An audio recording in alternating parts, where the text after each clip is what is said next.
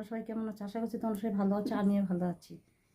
এই দেখো আজকে আমি বানাচ্ছি হচ্ছে মিষ্টি লাউয়ের পাতার মিষ্টি লাউয়ের পাতার বাটা বানাচ্ছি। দেখো তোমরা রেসিপিটা, দেখো কাটাটা দেখো।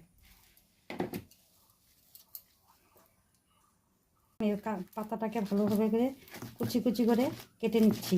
বন্ধুরা, আমি লঙ্কাটা দিয়ে দিচ্ছি, রসুনটাও দিয়ে দিচ্ছি। এটা ভালোভাবে আমি ভেজে নেব।